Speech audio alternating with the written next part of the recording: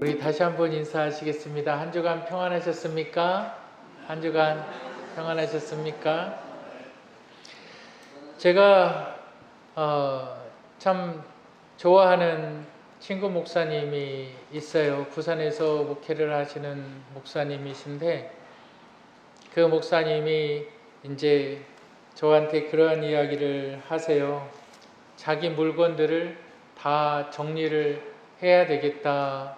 그러면서 물건들을 이렇게 정리를 해서 벼룩시장에도 막 내놓기도 하고 또 버리기도 하고 그런다고 합니다. 그러면서 하시는 말씀이 이제부터는 단순하게 인생을 살겠다.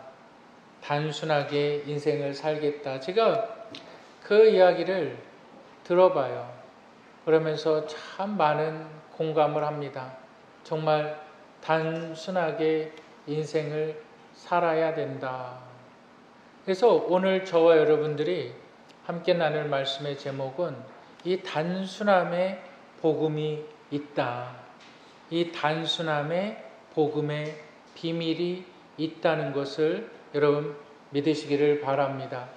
오늘 저와 여러분들이 함께 나눌 말씀의 제목을 우리 한번 따라 하실까요? 복음의 단순성의 비밀.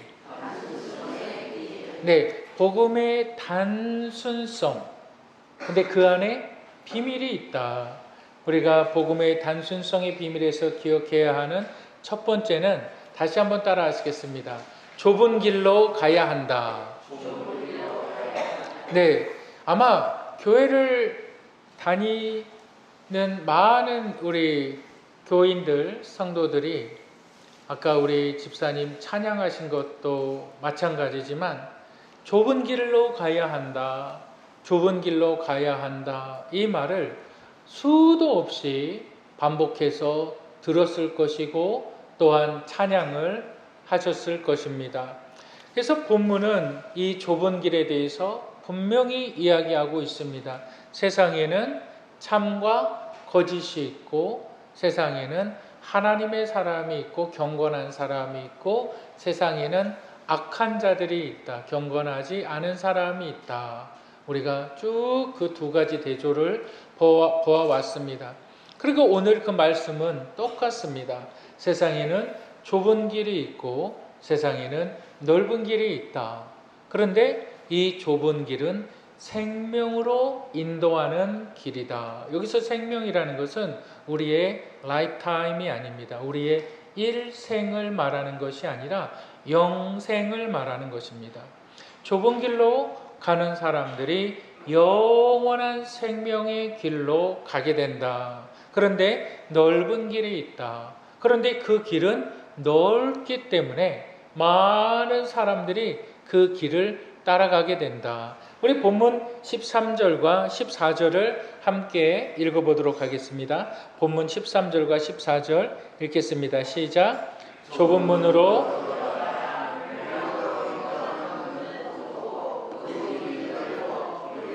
들어가는 자가 많고 생명으로 인도하는 문은 좁고 길이 협착하여 찾는 이가 적음이라. 찾는 이가 적음이라. 왜? 그 길이 협착하다, 막 울퉁불퉁하다 그 말이에요.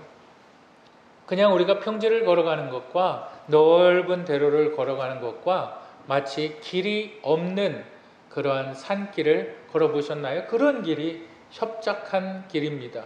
내가 길을 만들어 가야 된다 이런 뜻이에요. 근데 생명으로 인도하는 길이 협착하대요. 생명으로 영생의 길을 가기 위해서는 좁은 길로 가야 된다. 그런데 사람들은 그렇지 않는다. 사람들은 멸망의 길로 간다. 그 멸망의 길이 넓기 때문에 사람들에게 군중심리라는 것이 있어요. 많은 사람들이 이것이 옳다. 군중심리를 꼭 이끄는 사람들이 있어요.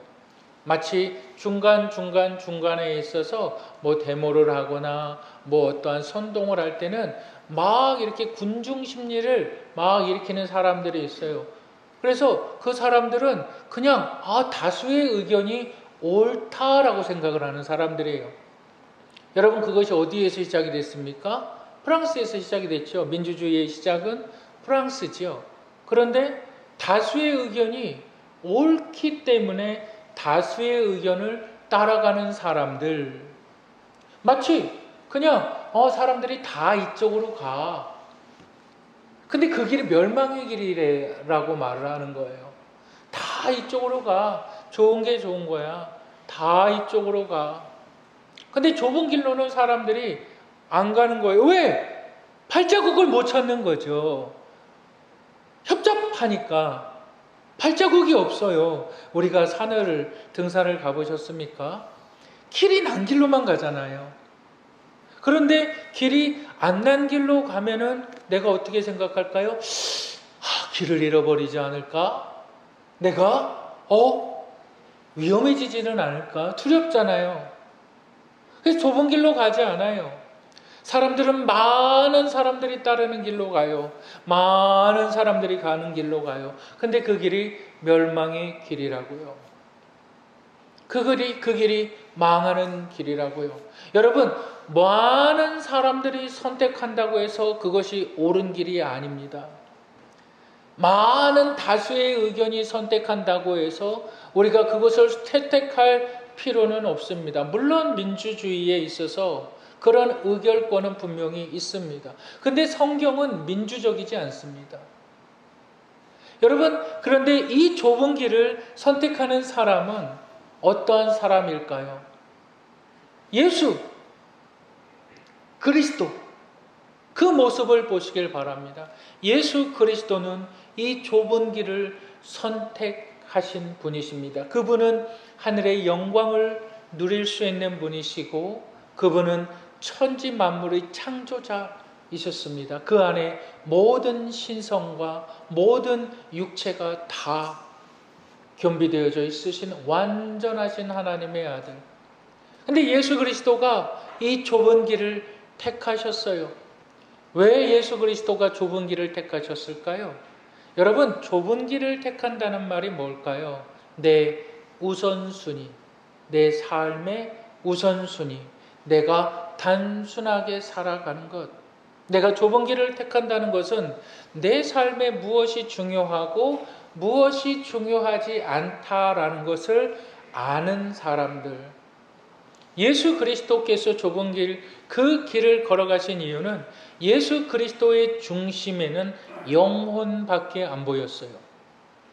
예수 그리스도의 중심에는, 예수 그리스도의 그 십자가의 길, 그 좁은 길에는 오직 한 영혼만 보였어요. 저 멸망당할 영혼, 저 죄악 가운데 빠져 있는 저 영혼. 예수 그리스도는 그 영혼에게 집중하셨어요. 집중하셨기 때문에 다른 것을 버릴 수가 있으셨어요. 여러분, 저도 제 친구 목사님이 이제 나는 좀 단순하게 삶을 살겠다. 내 옷들을, 내 물품들을 정리하겠다. 그 말에 공감을 해서 저도 좀 정리를 하기 시작했어요. 옷장을 열어보니까 옷장을 이걸 버려야 되나 말아야 되나, 안 입었는데 버려야 되나 말아야 되나. 근데 몇 년 동안 입지도 않은 것을 거기에 옷장에다 쌓아놔요. 여러분, 휴대폰들 다 가지고 계시죠? 휴대폰에 보면 제가 가지고 있는 휴대폰이 128기가예요. 128기가가 얼마나 큰 용량인지 아세요? 우리가 글자 하나를 1바이트라고 말을 하거든요. 128기가는 어마어마한 용량이에요. 제가 결혼하고 나서 얼마 안 되고 용산에 조립 컴퓨터를 사러 간 적이 있어요. 그래서 메모리 카드는 뭐로 하고, CPU는 뭐로 하고, 램은 뭐로 하고 쭉 이야기를 하면서 이 데이터를 저장할 수 있는 하드 용량 30기가 정도면 충분하겠습니다. 그랬거든요. 그러니까 그때 지금도 기억나요. 용산에서 컴퓨터를 파는 그 사람이, 매장에 있는 사람이 저한테 뭐라 그러냐면, 어이구 30기가면 컴퓨터 터져요, 이렇게 얘기해요. 우리가 가지고 있는 기가가, 제가 가지고 있는 기가가 120기가가 넘어가요. 그런데 지금 얼마가 차 있는지 아세요? 112기가가 차 있어요. 그래서 제가 그걸 분석을 해봤어요. 뭐가 이렇게 많이 들어갔냐?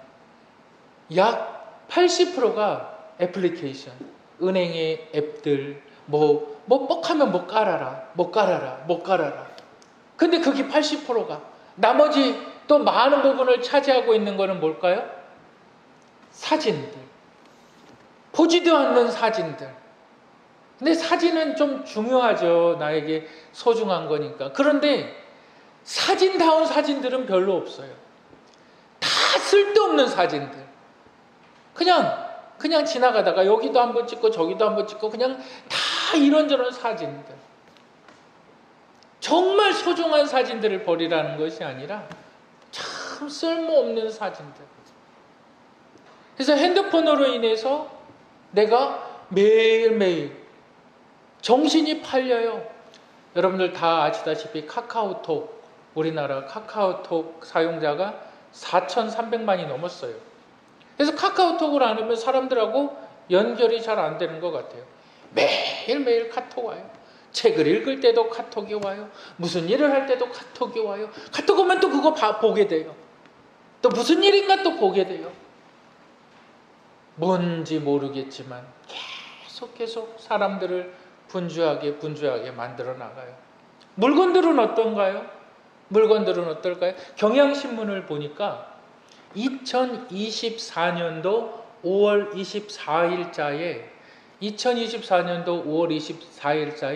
서울 지역 아파트 한 평 3.3제곱미터 한 평의 가격이 얼마인지 아십니까? 3,900만 원이에요. 한 평. 우리가 알고 있는 요만한 한 평. 근데 그 평수에 5평, 10평, 아니 15평, 거기에 쓸모없는 것들로 다 채워놔요. 그렇게 비싼 평수에 열어보지도 않는 옷들, 입어보지도 않는 옷들, 물건들을 다 쌓아놔요. 그러면서 언젠가는 입게 되겠지. 살이 좀 빠지면 입게 되겠지.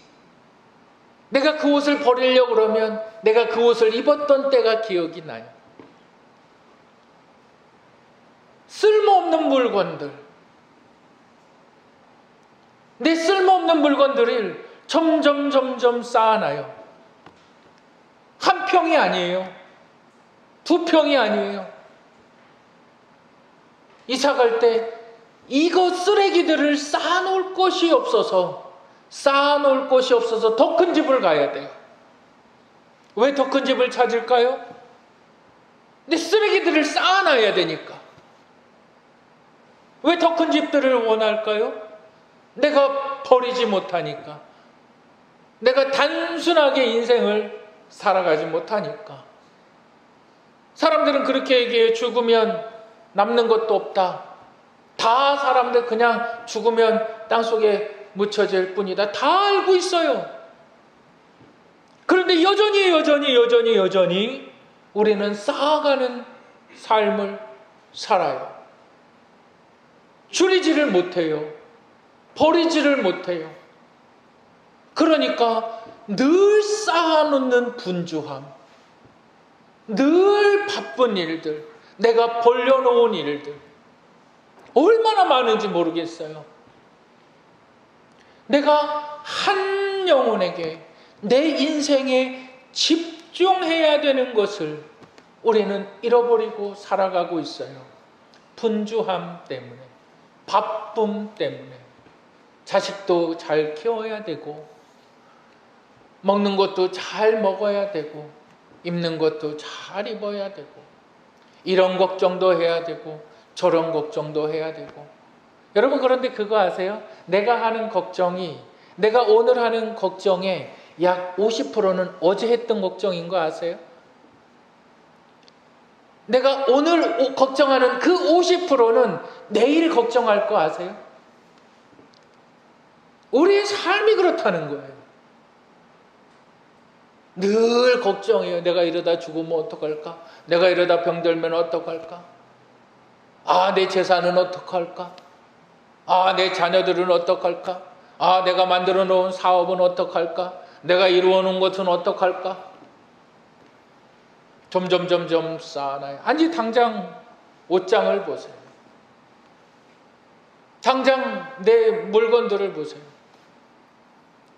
얼마 전에 막 정리를 했어요. 정리에도 기준이 있죠. 기준이 2년 정도 손을 안 댄 것은 과감하게 다 버리자. 과감하게 다 버리자. 그러면서도 망설이는 것이 뭐냐면 이걸 버려야 되나? 이걸 버리지 말아야 되나? 그런데요, 우리 주님의 관심은 단순하신 주님의 그 모든 관심은 오직 내 인생의 목적을 한 영혼에게 두셨습니다. 우리가 왜 주님의 관심을 예수 그리스도를 따른다고 하면서 한 영혼에 관심을 두지 못할까? 그건 내 삶이 복잡하기 때문에. 우리 한번 마태복음 16장 26절을 한번 읽어보실까요? 마태복음 16장 26절 다 같이 읽겠습니다. 시작.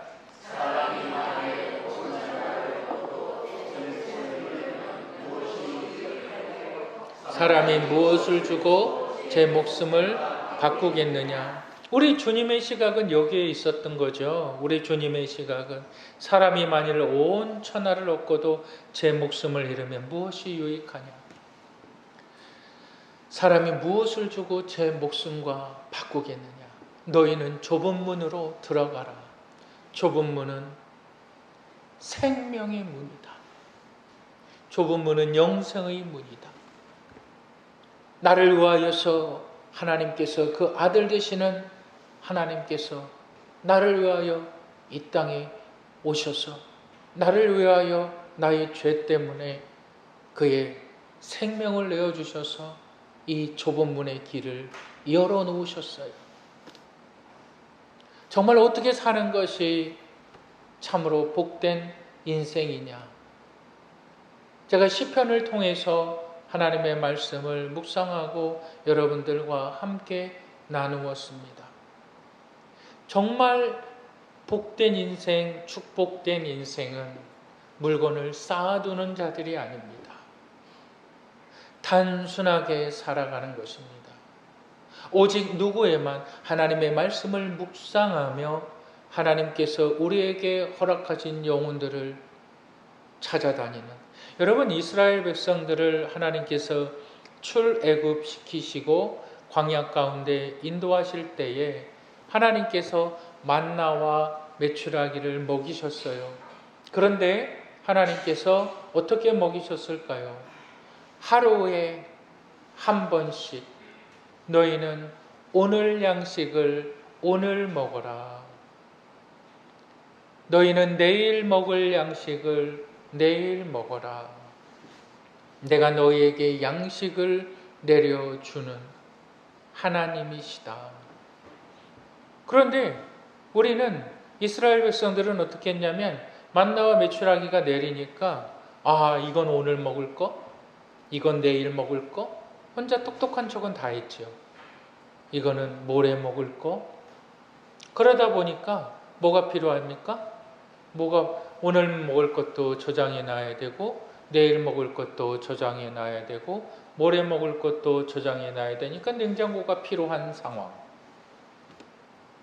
근데 냉장고가 가득 채워져요. 냉장고 속을 보면 언제 넣어놓은지 몰라요. 냉동실에 음식이 꽝꽝 얼어 있어요. 언제 내가 거기다 집어넣었던 음식인지도 몰라요. 언젠가는 먹겠지. 언젠가는 사용하겠지. 여러분, 그것이 불신이라는 거 아십니까? 이스라엘 백성들의 불신이 그거였다는 거 아세요? 쟁여놓고 쌓아놨다는 것. 그렇기 때문에 주님의 일에는 관심이 없었던 거죠. 하나님의 말씀을 듣는 것에는 관심이 없었던 거죠. 여러분, 복음의 비밀은 한 영혼을 향하여서 하나님께서 너희의 시각과 너희의 행동이 한 영혼을 향하여서 집중되어 있어야 한다. 내 가족 중에, 내 형제나 내 자매 중에 정말 하나님을 알지 못해서 고통당하고 괴로움당하는 사람들이 있어요. 영적으로. 내가 그 사람들에게 내가 무엇을 주고 무엇을 공급해 주고 좋은 일자리를 알아봐 주고, 그것이 아니라 하나님을 만나게 해 주는 것. 근데 그것을 뭐가 막습니까? 우리의 복잡함이 막아요. 시도 때도 없이 잠잘 때도 울리는 카톡. 수없이 많은 짐들을 쌓아놔서 이사갈 때마다 더 큰 집들을 요구하는 내 삶의 방식. 그것이 영혼에 대한 나의 관심을 무너뜨리는 거예요. 왜? 나는 걱정이 되거든요. 더 넓은 곳에 가야 되고 더 많은 것을 사야 되거든요. 근데 우리 주님께서 하신 말씀은 뭐냐? 공중의 새를 봐라. 들의 백합화를 봐라. 심지도 않고 거두지도 않는데 너희 천부께서 먹이신다. 너희는 이들보다 더 귀하지 아니하냐라고 말씀을 하시는데, 우리는 그렇게 못 살아요.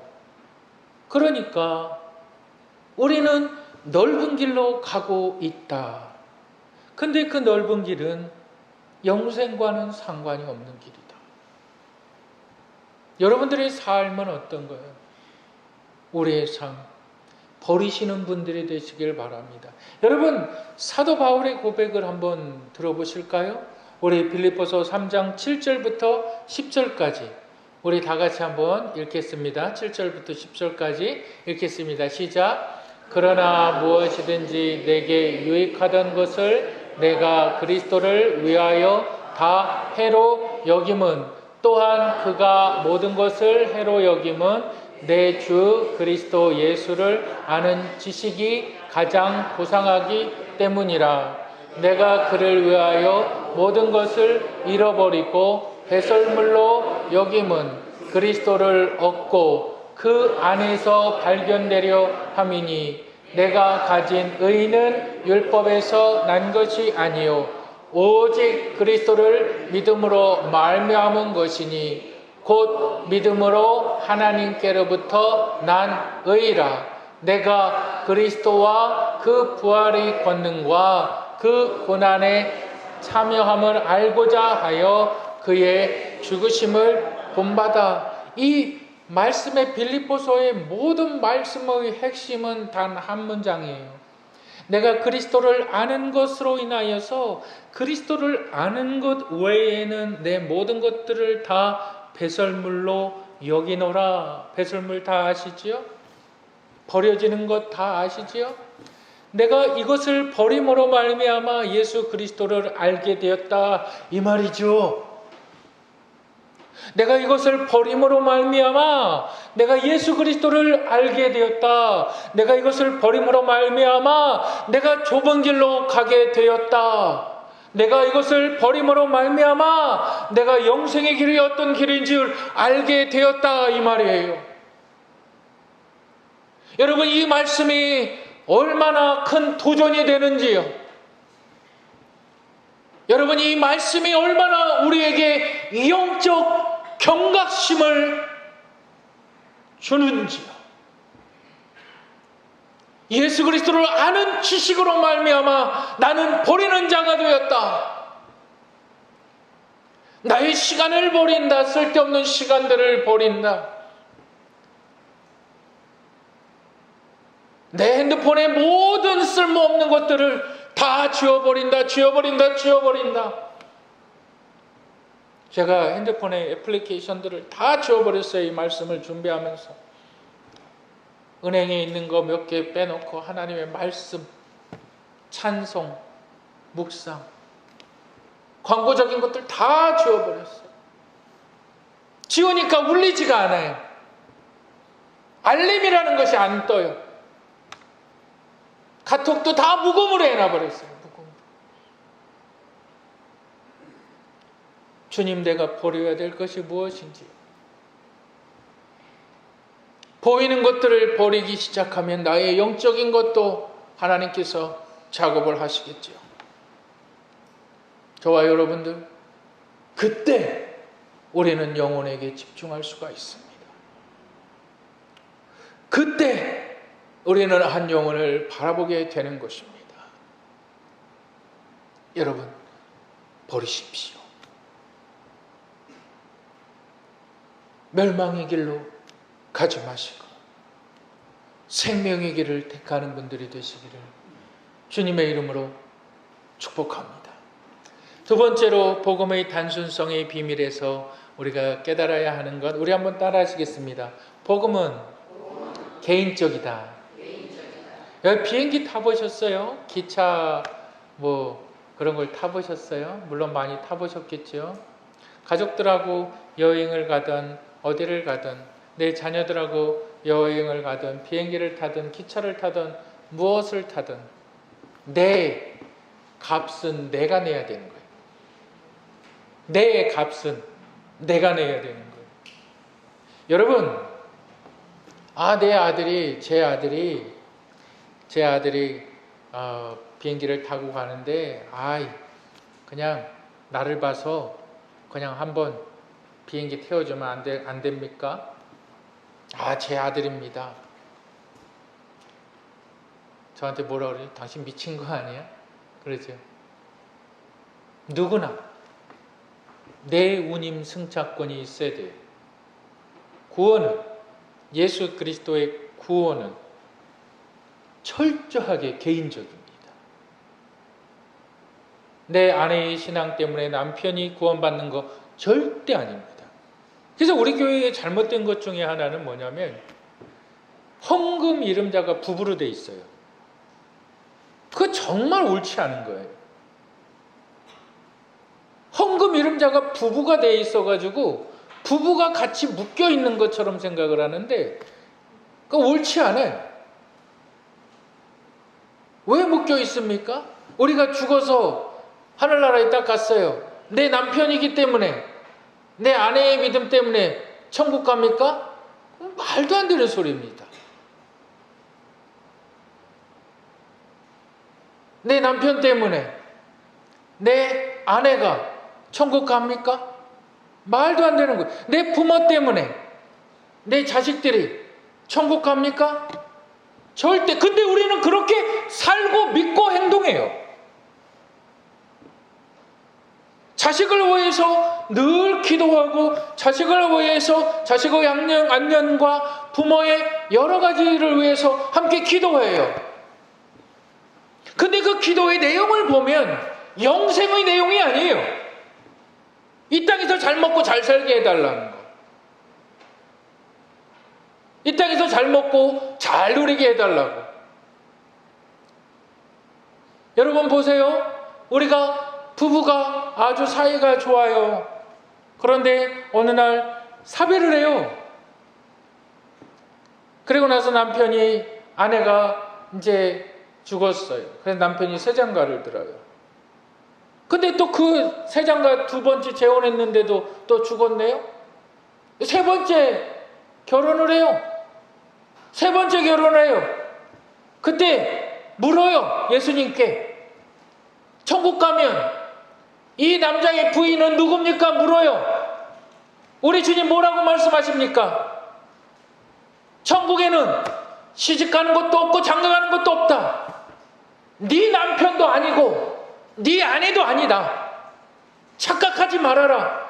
그 세계는 우리가 생각하는 현상의 세계가 아니에요.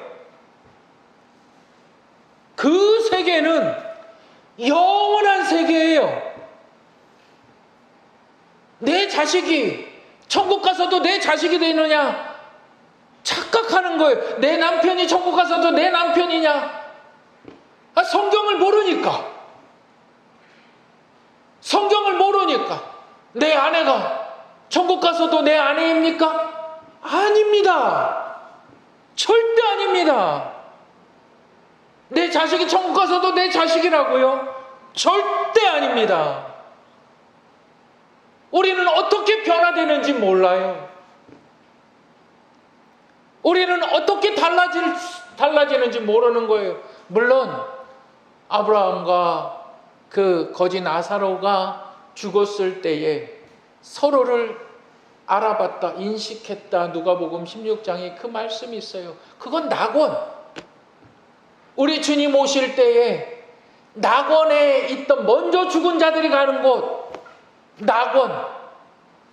그러나 우리 주님 오셔서 먼저 죽은 자들이 일어나고 영원한 하늘나라의 잔치에 들어갈 때에 우리의 모습은 호련히 변화되는 것. 이 영광의 나라, 이 영광의 세계, 그 길을 가는 길은 좁은 문을 가는 길. 여러분, 복음은 철저하게 개인적입니다. 예수 그리스도께서 나를 위하여서 죽은 것을 내가 믿는다면, 내 아버지가 목사이기 때문에, 내 아버지가 집사이기 때문에, 내 어머니가 권사이기 때문에 나는 좀 이익을 얻지 않겠습니까? 나는 혹시라도 구원을 좀 받을 수 있지는 않겠습니까? 우리 주님께서 하시는 말씀, 나는 너를 도무지 모른다. 영원히 지옥불로 가서 영원토록 고통당해라. 여러분, 얼마나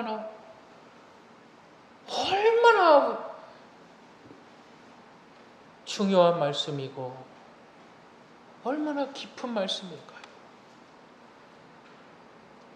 여러분, 이것이 복음의 진리. 복음은, 예수 그리스도의 복음은 내가 듣고 내 아내가 듣는 것하고 아무 상관없어요. 내 자식이 듣는 것하고 아무 상관이 없어요.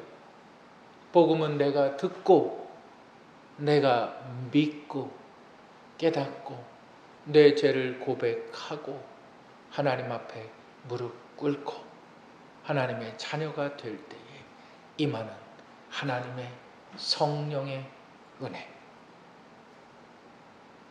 그래서 내가 하나님의 자녀가 되는 거예요.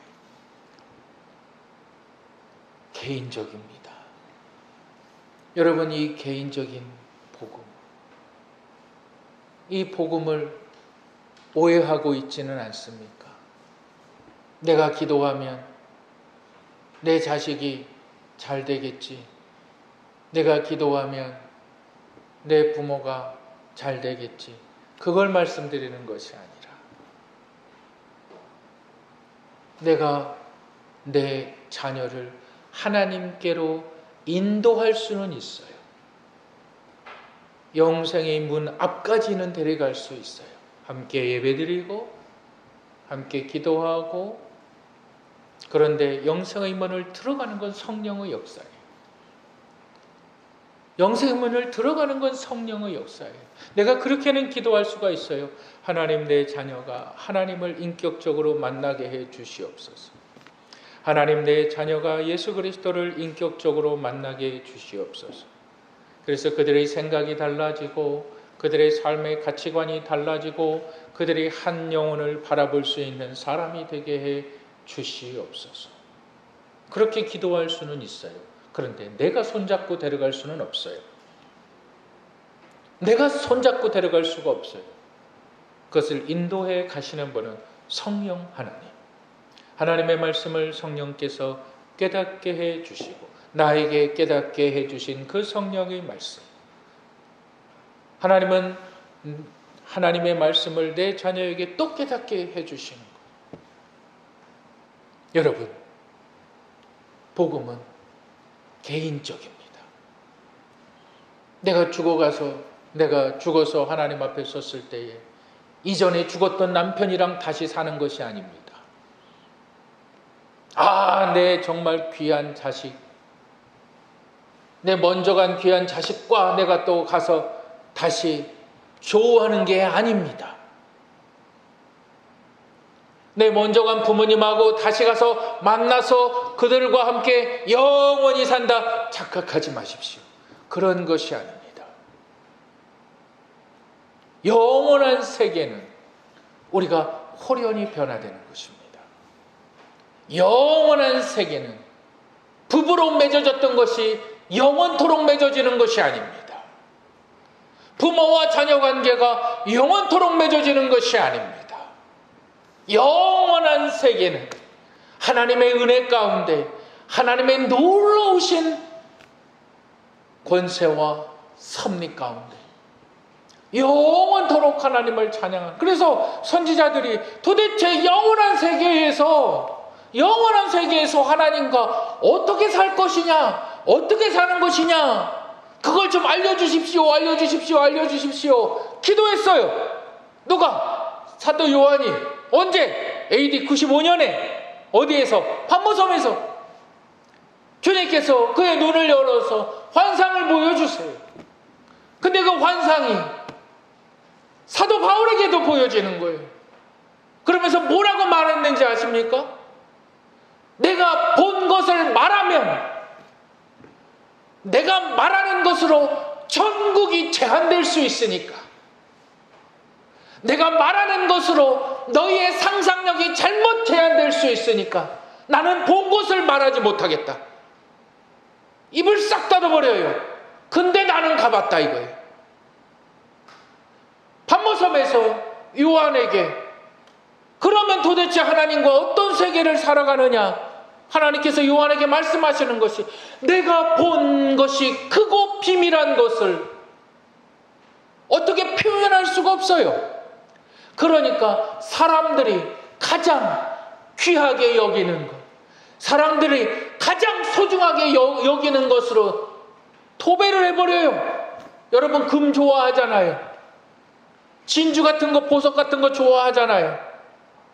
그러니까 내가 보니까 천국은 황금길로 돼 있고, 내가 보니까 막 12 진주문으로 돼 있고, 그것이 천국에서 금이 무슨 필요가 있고 진주가 무슨 필요가 있습니까? 그렇게 표현할 수 없을 정도로 아름답더라. 그리고 또 하나 붙여요. 말을 붙여요. 거기에는 해함도 없고 거기에는 상함도 없다. 그러니까 이 사도 요한이 하는 말이, 나를 속히, 나는 지금 감옥에 갇혀 있지만 주님의 나라를 바라보니까 너무 기쁘고 너무 즐겁고 너무 감사해서 마지막에 글을 쓰는데 뭐라고 쓰냐면 아멘 주 예수여 오시옵소서 마라나타. 나 좀 빨리 데려가 달라는 거예요. 그 나라에 나 좀 빨리 데려가 주십시오. 내가 본 그 나라에 나 좀 빨리 데려가 주십시오. 여러분, 그 세계가 좁은 문을 걸어가는 자들에게 열리는 세계, 예수 그리스도의 은혜를 깨닫고 주님을 개인의 구주로 영접하고 좁은 길로 가는 자들, 내 필요 없는 것들을 다 내어버리고 이제 한 영혼에게, 하나님 나에게 한 영혼을 맡겨주시옵소서. 우리 주님께서 말씀하신 그 좁은 길을 가고자 하는 자들, 그 길이 여러분들의 길이 되기를 주 예수 그리스도의 이름으로 축복합니다. 우리 함께 기도하시겠습니다.